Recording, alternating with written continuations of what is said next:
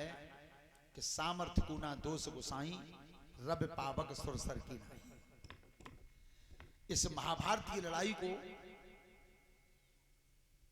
जिस समय कुरुक्षेत्र में रचा गया था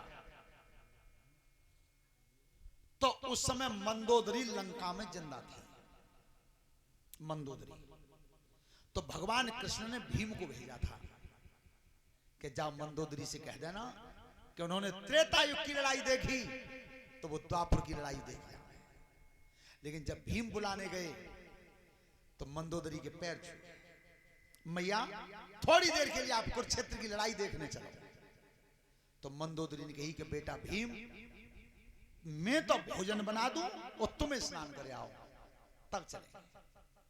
सो भवन के पीछे जब स्नान के लिए भेजा तो एक छोटा सा तालाब दिखाई दिया, उसमें भीम नहाया है।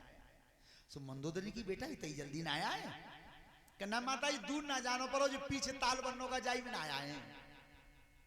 सो मंदोदरी हंसी, भीम जिसे तुम ताल बता रहे हो जी मेरे देवर कुंभकर्ण की खोपड़ी में पानी भर गया है। तुमने ऐसे वीरन को संग्राम देखो है, मैं त्याई लड़ाई का देखूंगी, ये पै जाओ। वही बात भीम ने आकर के कन्हैया को बताई कि प्रभु अहंकार भरे शब्द कहें कि वो कुंभकर्ण की खोपड़ी में मैंने स्नान कर लिया, मैंने ऐसे ऐसे वीरन की लड़ाई देखी है, त्याई का देखूंगी। तो भगवान कन्हैया जिस समय कुरुक्षेत्र के मैदान में संग्राम हो रहा था तो उस दिन एक दिन कन्हैया ने कही कि भीम दादा एक काम कर दो, तुम पवन के अवतार हो तो एक हाथी का पैर पकड़ के घुमा के लंका की तरफ फेंक दो। प्रभु लंका की तरफ? तो लंका तो बहुत दूर है। कन्हैया ने कहा तुम्हारा जो काम है करने का उतना कर दीजिए तुम बस। वो बात खटक रही थी कन्हैया के जो मंदोदरी ने घमंड की कही। तो जिस समय भीम ने पैर पकड़ के उठा करके हाथी को लंका की सीध बांध के फेंका तो वो हाथी मंदोदरी के आंगन में गिरा। वो किनकी देन थी? वो श्याम सुंदर की देन थी। और जिस समय वो हाथी आंगन में गिरा तो मंदोदरी का घमंड चूर हो गया कि भगवान कितनी गलती कर दी। लड़ाई तो वास्तव में देख में ला गई कि कुरुक्षेत्र में लड़ाई है रही और ताकि हाथी मर मर के लंका में घमंड चूर कर दिया। तो भगवान ने केवल जीवन में एक ही काम किया है, वो सब्जी और रोटी नहीं खाता, वो केवल घमंड को ही खाता है। तो चाहे तो बल बढ़े और चाहे धन बढ़े, जीवन में कभी घमंड मत करना। और परीक्षित जी, इस दुनिया में बड़ा कौन है?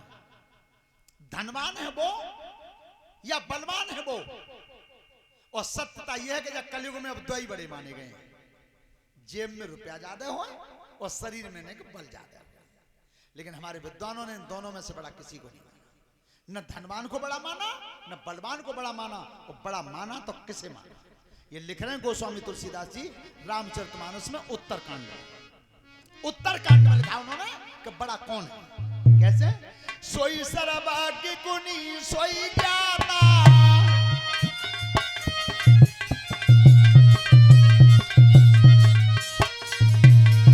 सोई सरभाग्य गुणी सोई ज्ञाता, सोई महिमंडित पंडित दाता।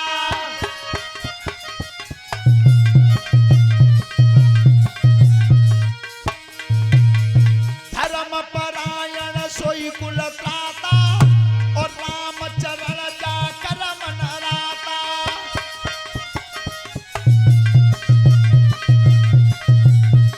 सुनो, सोई सर्वज्ञ गुणी सोई ज्ञाता, सोई महिमंडित पंडित दाता।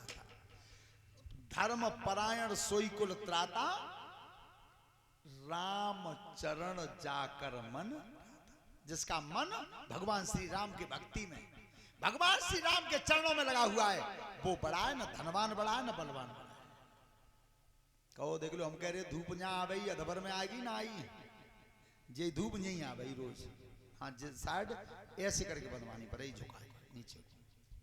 श्रोता बंधु, आज भीम ने ललकार मारी करुए शब्द बोले हैं, जैसे दुर्योधन बाहर निकल के आया है जल में से। तो सामने पांचों भैया खड़े थे कृष्ण भगवान सहित। तब कही कहां है दुष्टर? भीम अर्जुन नकुल सहदेव कहां हैं?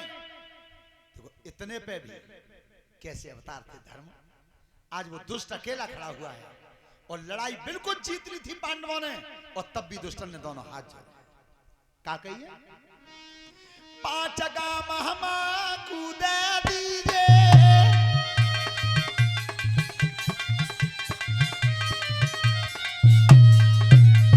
5 गाम हमको दे दीजिए और अपनो छत्र सिंहासन लीजिए।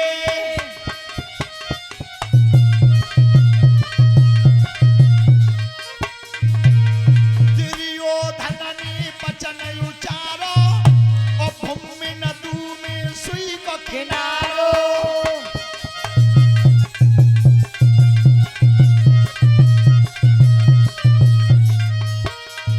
अब भी 5 काम मांगे भैया, 5 काम हमें तुम दे दो, सब राजधानी अब तुम्हारी।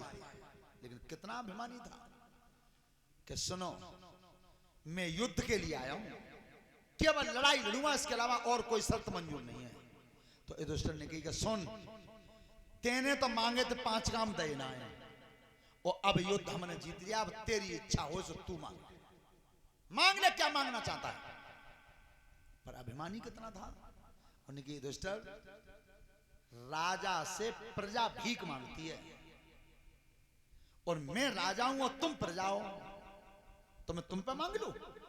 ऐसा नहीं, केवल युद्ध करूंगा। लेकिन तब युधिष्ठिर ने कहा कही कि हमें 5 और तू 1 किलो, लड़ाई तो ना है। ध्यान रखना, लड़ाई पहले होती थी तो नीति की होती थी। एक चीज और थी परीक्षित जी, जो जिस हथियार को चलाना जानता था सामने वाला दुश्मन, तो उधर से भी वही हथियार चलाया जाता था। अगर कोई भाला जानता है चलाना, तो दूसरा भी भाला ही उठाता था।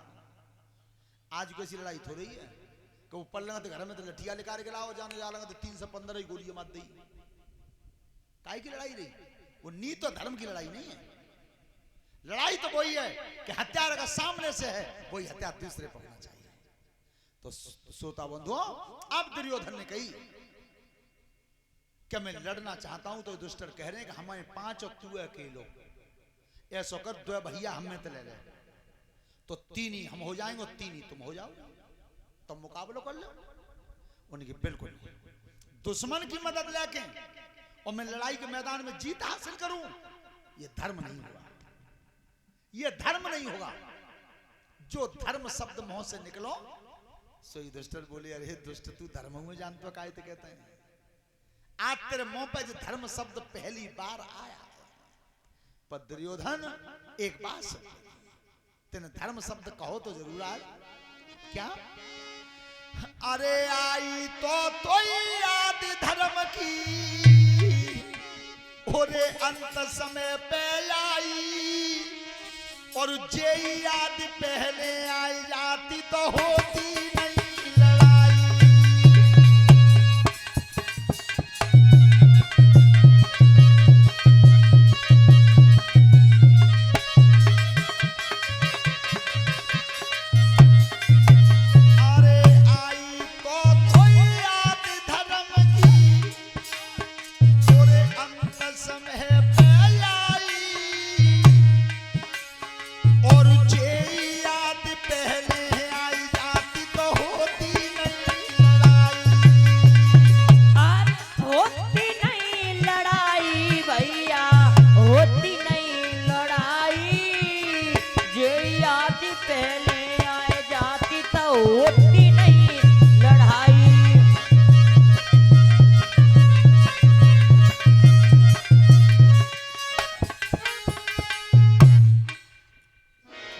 वरुण बनाए, क्या बनाए वरुण?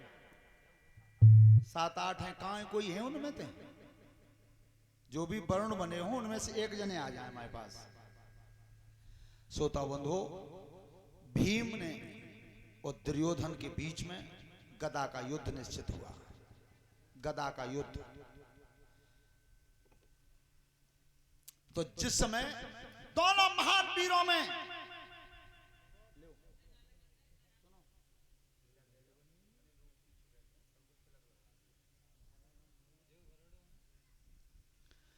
युद्ध हुआ, दोनों के बीच में गदा युद्ध, तो भीम जब वार करते थे दुर्योधन के सीना पे, तो लोहे जैसी आवाज आती थी। और जिसमें दुर्योधन वार करता था तो भीम के शरीर से रक्त की धार निकलती थी, खून निकलता था संग। तो आज दोनों वीरों में घमासान युद्ध हो रहा था। तो भगवान कन्हैया और अर्जुन बराबर खड़े थे, पीछे बलराम खड़े थे, बलदाऊ जी लड़ाई को सब देख रहे थे।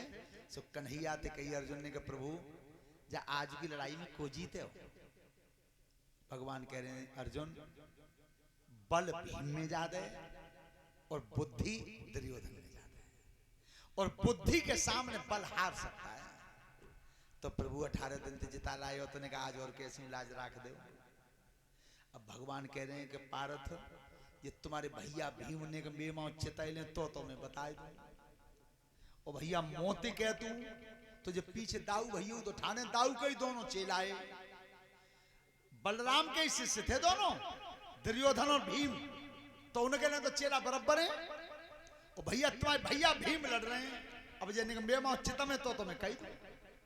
और ये देखिए तुमने दो पहलवान जब अखाड़े में लड़ते हैं और एक उन्हें का दबा तो का है, तो फिर देखा भैया ना देखा तो कोई जय कह देगा कुश्ती बराबर है छोड़ो।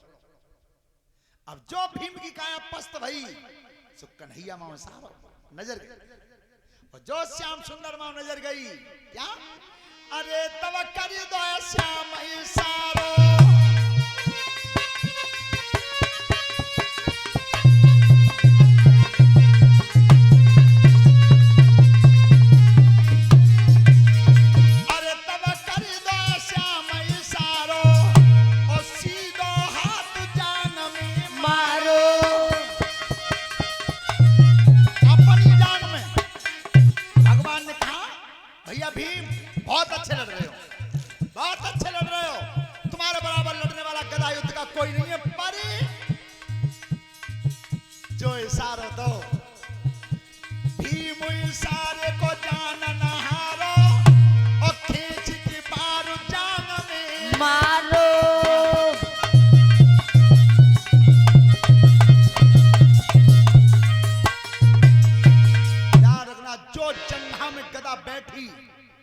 चोट से नहीं भाई जांग टूट के धरती पर गिर गया। पीछे बलराम खड़े, बलराम की भीम खड़े हो जाओ, गदा की लड़ाई तुम्हें किसने सिखाई?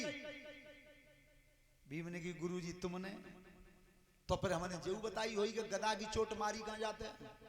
नियमू तो है कि हाँ गुरुजी नियम है, गदा की चोट कमर के ऊपर मारी जाते हैं।